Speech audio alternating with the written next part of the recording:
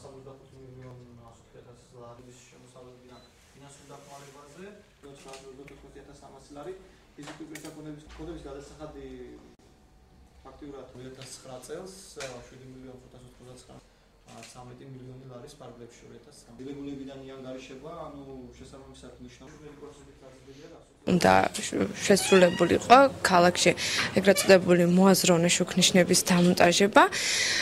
რა თქმა უნდა ეს პროცესი მიმდინარეობს, მაგრამ ასევე გარკვევით ეწერა, რომ ქალაქის ორ ადგილას აუცილებლად იქნებოდა ხმოვანი შუქნიშანი, რითაც უსინათლოები შეძლებენ ქალაქში დამოუკიდებლად გადაადგილებას.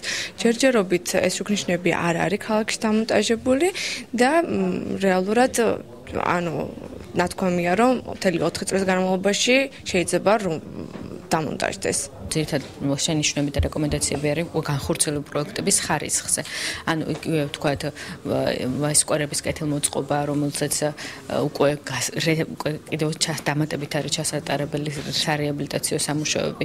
ანუ ეს პრობლემები თითქმის ყოველ წელს დგას ჩვენს წინაშე, რომ რაღაც თანხა გაიღო სამერიამ, შეასრულა ვთქვათ ბიუჯეტში გათვალისწინებული საპროგრამები, მაგრამ მისი ეფექტურობა, ამ პროგრამების ეფექტურობა კიდევ კითხვითი ნიშნის ქვეშ დგას. ვფიქრობ, საკამათო თემა პირველ რიგში იყო პრიორიტეტები, ანუ რამდენად უნდა დაფინანსდეს ვთქვათ ესა თუ ის პრიორიტეტი, შესაბამისად ეს მუდმივი პროცესია, მინდა გითხრათ და ვერ დასრულდება ამაზე.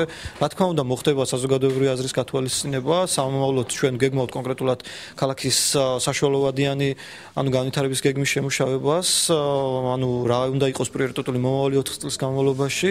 შევეცდებით ეს იქნება პრეზენტაციის ფორმით სამუშაო ჯგუფებთან შეხვედრებით გავუმართავთ თუ ვთქვათ სხვა აღონისების მეშვეობით, უშუალოდ იყო ჩართული მოქალაქეები, საზოგადოებრივი სექტორი.